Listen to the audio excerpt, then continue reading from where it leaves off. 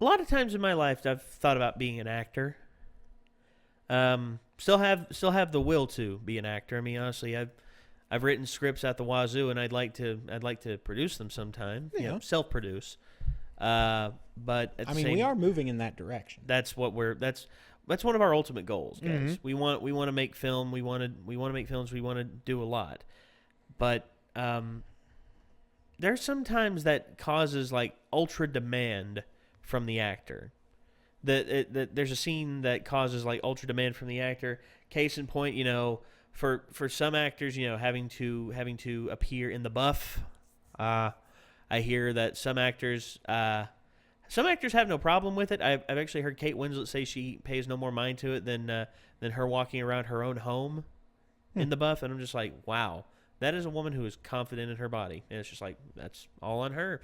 And then there's also actors that when it comes to physically demanding stuff, like Tom Cruise has always been one to answer the call on that.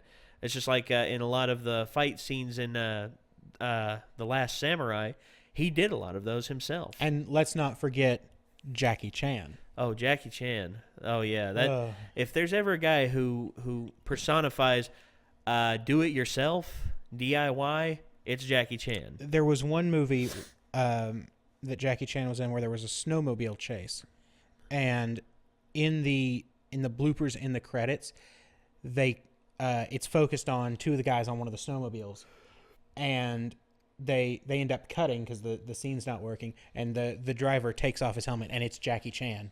It's Jackie Chan chasing Jackie Chan. Wow. That's awesome. Dedication. That is dedication. Oh man. So that's good. And you see, Jackie Chan. I mean, the physicality that he is able to do in his films. Oh yeah. There's like some of the fight scenes from the Police Story series, and also even the ones in the United States that he's famous for. Rumble in the Bronx, the Rush Hour film series. Ah yes. I mean, the amount of physicality that he puts into his films. It's just like Rumble in the Bronx. He broke his foot. He broke his foot in the midst of filming a stunt. Went to the hospital, got it casted up, came back, and they actually had this thing to where it was almost like a rubber sock that they put over top of it, and it looked like his shoe and sock.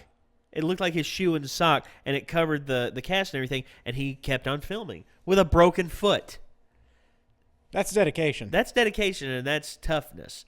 And some scenes I've heard actors, they were forced to do things that almost made them just quit. Yeah, there's one in particular that I'm waiting to see if it's on this list. And I was going to say, this is a video produced by Looper, the channel Looper. It is called "Scenes That Almost Made the Actors Quit." Well, So let's see. Let's see what lies in store with this. Yep. Scenes that We did it again, or I did it again, rather. Also, I now know that the scene I was talking about is in there.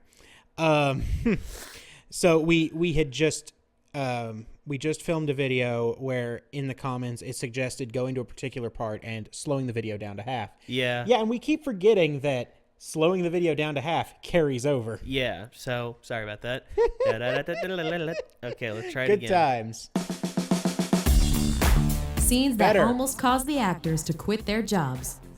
It can seem like Hollywood is all glitz and glamour, but a lot of real hard work behind the scenes goes into making movies. And that work can test a person's limits, not just as an actor, but as a human being. Michelle Rodriguez in The Fast and the Furious. During production on the first Fast and Furious movie, Michelle Rodriguez actually considered walking away over concerns with the way her character, Letty Ortiz, was written. Rodriguez took issue with the way the script had Letty betray her true love Dom and fall for undercover cop Brian. The actress said the betrayal made no sense for a woman who'd prefer an alpha male to a pretty boy. Refusing to betray her vision of the character, Rodriguez put her foot down, telling producers she'd quit the movie if she had to. Fortunately for fans, the storyline was tweaked to Rodriguez's liking, and the rest is blockbuster history. Yeah. Lauren Cohen in The Walking Dead. The Walking Uh-oh. Dead nearly suffered a devastating loss in season 3. Lauren Cohen, who plays Maggie, contemplated quitting over a particularly stressful scene. The script had her character perform an emergency C-section, and she was worried it would be too intense. Ooh. But after I further remember consideration, that's exactly why she decided to stay. Recognizing that The Walking Dead is a show about people pushed to grueling extremes, she drew on her discomfort to deliver an affectingly honest performance. Jim Carrey in How the Grinch Stole Christmas. Really? Jim Carrey nabbed the role of the Grinch after making it through an audition process that included earning the approval of Dr. Seuss's widow. But that obstacle was minor compared with what he faced on the set. He had a hard time in the makeup chair where he spent hours each day during the lengthy shoot. Worse, he had to wear uncomfortable contact lenses that proved so painful that the studio brought in a military torture advisor to help Carrey cope. Those techniques got him through filming without quitting, but just barely. In fact, some shots of the Grinch's eyes had to be digitally fixed in post-production because Carrey couldn't bear to wear the contacts. Ian Those are good McKellen in goggles. The Hobbit, An This is the one. Unexpected Journey. It's impossible to imagine Gandalf being played by anyone other than Sir Ian McKellen, who put his Yeah. stamp on the character in all 6 Lord of the Rings and Hobbit films. But at one point during The Hobbit, An Unexpected Journey, director Peter Jackson might have needed a different actor for the part. The problem? McKellen was acting almost exclusively to a green screen, owing to the Yeah. fact that his character towered over the hobbits and their interactions had to be stitched together digitally in post-production. The frustration of acting alone eventually got to McKellen, who broke down on the set at one point. Luckily, Jackson did a little emergency outreach to convince him to stick around. Jessica Alba in Fantastic Four: Rise of the Silver Surfer. Oh no. You think Is it you this hated scene? Fox's first couple of Fantastic Four movies? I think it might Try be being the- Jessica Alba, whose experiences playing Sue, Invisible Woman Storm, nearly made her walk away from acting altogether. Alba's frustration stemmed from working with director Tim Story. She later claimed he had absurd demands, like telling her to keep her facial expression flat during a crying scene so she'd stay pretty. After 2007's Rise of the Silver Surfer, she realized she didn't care about the movie business anymore. But things have still worked out pretty well for her. She went on to co-found The Honest Company, currently valued around $2 billion. Brad Yeah. Pitt in Interview with the Vampire. Really? Interview with the Vampire united Tom Cruise and Brad Pitt in an adaptation of the best-selling Anne Rice novel of the same name. But being part of 1994's most eagerly anticipated Beefcake Summit wasn't all it was cracked up to be for Pitt. Years after the movie came and went, Pitt admitted he was so miserable during filming that he actually approached producer David Geffen about buying out his contract, only to reconsider after Geffen informed him it'd cost $40 million. Ooh. Russell Crowe in Robin Hood. Usually, an actor who's Russell cast to play Crowe? a major role in a movie can be counted I on never to thought in a identify million with the years he'd basic quit a idea role. of the I story. mean, For the exception to that rule, we turn to Russell Crowe, who agreed to star in Nottingham. However, he thought the concept, a role reversal on the Robin Hood story, with the Sheriff of Nottingham turning out to be the real good guy, was fundamentally flawed. Demanding a complete overhaul of the script, Crowe ended up costing the studio millions in extra development, and the result was the retitled Robin Hood, one of 2010's most critically lambasted major releases. Emma Watson in Harry Potter and the Order of the Phoenix. For a lot of actors, scoring a regular role in a successful franchise can be the difference between financial security and decades of struggle. While Emma Watson definitely enjoyed the career opportunities from her part in the Harry Potter films, she gave some serious thought to quitting. Watson reached her crossroads during contract renegotiations for the 5th chapter, 2006's Order of the Phoenix, after years of enduring strict studio oversight over schedule and appearance. Although she eventually re-signed, she admitted feeling a major sense of relief after the series ended. Al Pacino in The Godfather. Al Pacino earned a Best Supporting Actor Oscar nomination for his work as Michael Corleone in The Godfather, and a Best Actor nomination for the sequel. So it's laughable to think studio execs initially wanted him removed from the role. Yet, according to Pacino, that's exactly what happened. He felt their resistance so acutely, in fact, that he later claimed he would have walked off the set if director Francis Ford Coppola hadn't been so supportive during those early days on the Godfather shoot. Thanks for watching! Subscribe to our YouTube channel to see more videos like the one you just saw. Now, Ian McKellen was the one that I knew about, but it's hard to believe that Al Pacino. I mean, in a role, in the role that pretty much defined his career. Yeah. Michael Corleone is Oh. the one that a lot of people say is, well, at first you see Michael. He's a glimmer of hope in this otherwise like broken family of violent creatures. You know, you see Don Corleone being played by Marlon Brando, and you're like, oh, sweet old man. And then it's just like, he pays to have people killed. Yeah. And then Michael, not interested in the life or anything, he's drug into it because he's really the last living male, the last living male in his family that can take up the mantle, because Fredo doesn't want to. Fredo has no interest in doing it, and Michael feels, and plus Sonny, what happens to him. Right. Michael feels like it is his duty to do it, and by the time the second film rolls around, you see just how deep down into the pit that he's fallen, and how engrossed he is in being the Don.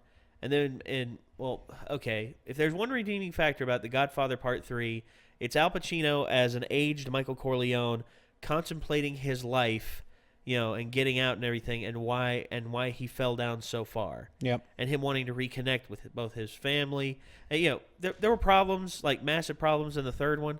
Like for instance, Sofia Coppola, which as his daughter, and Sofia Coppola's acting just not that good. They actually were going to hire Winona Ryder to be his daughter, which I could actually see that better because, well, she actually can emote in some way.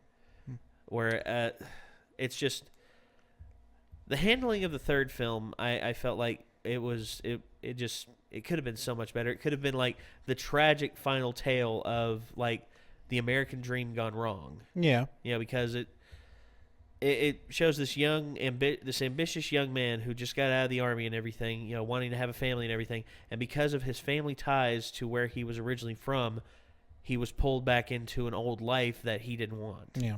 And he eventually lost himself to the power that he commanded and everything. And to me, that's a great story. And Al Pacino, I mean, Jesus. Yeah. The other one that sort of got me, but in a that makes complete sense way, Jessica Alba. Yes. I mean, there hasn't been a good Fantastic Four movie, and there probably never will be. and we've discussed why. Yeah. But the fact that movie not only was just awful, okay, but also pretty much drove her out of the acting career. It almost did. She comes back every now and again. I mean, yeah, but it gave her such a bad taste that she limited her roles in Hollywood, which is just that's upsetting because I love Jessica Alba. I mean, honestly, she's an attractive woman, yes, but beyond that, I think she has talent in terms of acting. I think she's a very talented actress. And people also complain and everything about. There was someone actually. It was these. I hate calling them this. These social justice classes that you're forced to take in some colleges, that just point out white guilt and everything. Especially in film. I took a film class because I was interested in film, and I was in theater as well, and I was interested in taking this class because I wanted to have an introduction. And the teacher the whole time, this was just after the first Fantastic Four movie had just came out, and let's see, was it the first one or the second one? I'm not sure, but it was during the time where she was playing Sue Storm, and he's like, and it just shows you the amount of whitewashing that Hollywood goes through because they turn Jessica Alba, this Latina, into a white woman. And I'm just like, okay. And here's the thing. She doesn't really identify as anything.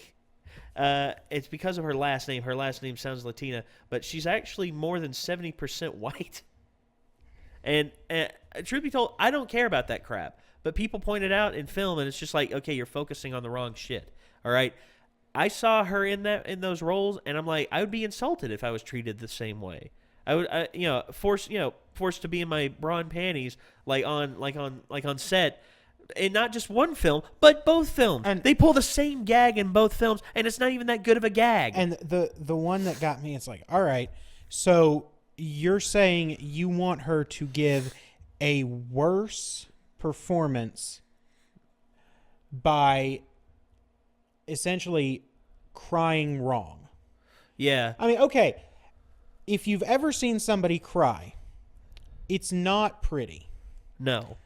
And it's really not supposed to be. It's an emotional release. Yes. So I mean, it doesn't. That's to me that doesn't make sense, and it just goes to show you the amount of crap that Hollywood tries to press on people in order to keep them looking pretty, in order to make them keep looking like A-listers and all this. You know what? De Niro did not get to where he was by not taking risks. There's a reason why he played Travis Bickle and nearly won a friggin' Oscar for that. There's a reason why Meryl Streep was in Sophie's Choice and had to choose between her, had to make a drastic choice that would affect her life forever, and she emoted in a way that didn't make her look pretty anymore. But guess what? That's because that's what human beings are supposed to do. That is what human beings do. We are not friggin' what are they called? We're not we're not store models that are supposed to have these mannequins. Yeah. Thank you. I couldn't get the word out. We are not mannequins that are supposed to look sexy all the time. I mean, honestly, if that was the case, then how about you give a mannequin a pulse and put it to work? Because otherwise, and now you're describing episodes of Doctor Who. Oh God. Yeah, that was a thing. Sorry about that. Yeah. I'd forgotten about that. Anyway, I couldn't get the word mannequin out. It was just like, isn't it the worst when that happens? It's just like I it's can't right think there. of the word. It's right there. Yeah. It's right there in your cerebral cortex in the Matrix, and you're just like in your coronary matrix. You're just like, what is it? What is it? What is it? What is it? What is it? And you just can't get it out. Yeah. But anyway, guys, if we ever do make something, I will ask if people are comfortable with some things, because in some of the stuff I've written, there are things that call for something that's physically strenuous or calls for potential emotional stress, and I will ask them if they're comfortable with it, and if they're not, I will never ever force them to do so. Yeah. Because that is not something you are supposed to do. You're not supposed to force someone into doing something that they don't want to do. It has to be a choice that they make. That's the point of life. I mean, it's a person chooses what they do. And if it messes with it overall, then you find a workaround. You find a workaround, because some workarounds are better than what it originally was supposed to be. Because just like Michelle Rodriguez's character in The Fast and the Furious. Yeah. Because if she would have gone after Brian, I'd just been like, what? No. Because the way Michelle Rodriguez was playing that character, she would be more interested in a guy like Dom. A more bad boy alpha. Whereas Brian was a pretty boy alpha. And he didn't like posture up and like have like big muscles to like intimidate you. He instead took you down by actually putting an effort against you, not posturing up. Yeah. But anyway, I'm glad that Michelle stuck to her guns on that, and the change was made, because I think it would have hurt the film terribly. I tell you, the one that I'm glad about was Ian McKellen, because I mean, I've seen the pictures of him on set trying to act with nobody else there. Yeah, acting essentially on the film in a room full of people, and in reality just him. Yeah.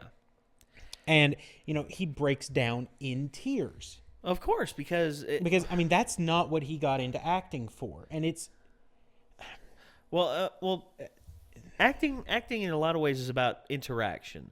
The interaction, the chemistry. Yeah.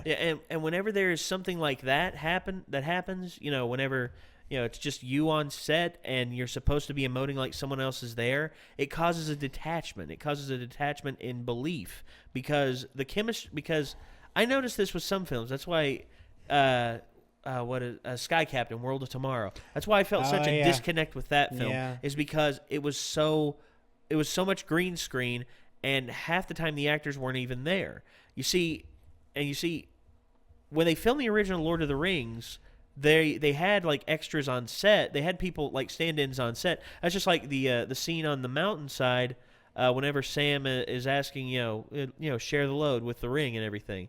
Yeah. And that scene was filmed actually almost a year apart. You know, they filmed Sam's side and then they filmed Frodo's side, and they actually had stand-ins to do that because of schedule. You know, because of scheduling. You know, Yeah. they had a budget and they had to divvy it out accordingly, and it was wonderful how they did it because they actually had stand-ins there that filled in for the parts, and when you actually have chemistry there that you can work with, it shows. And that's why I felt like the disconnect in the Hobbit movies, the Hobbit, that's why I felt such a disconnect there from the originals, because I didn't feel like the chemistry was there, because as it showed, the majority of the time Ian McKellen was not around the actors. Yeah. And I mean, it's really hard to react appropriately when you don't actually see the person doing what you're being told that they do. Yeah. So but I am incredibly glad that he stuck with it, because I can't really imagine Gandalf being played by anyone else. I can't either. I don't want to. Yeah. All right. So, guys, what did you think? Did you think that you think a lot of these are merited? I mean, honestly, because some of the stuff that they talk about on here, I can see why some of the actors would consider quitting. Mm-hmm. But I mean, what's one that you heard about? What's one that you heard where the actor actually did quit? Yeah. I mean, honestly, do you have one like that? Let us know. I mean, because hey, that's what the comment section is for. Mm-hmm. Also, check out the original video in the description below. Check out Looper; they got a lot of interesting videos on their channel. So until next time, Internet, I think that's going to do it. We will see you later. Peace out.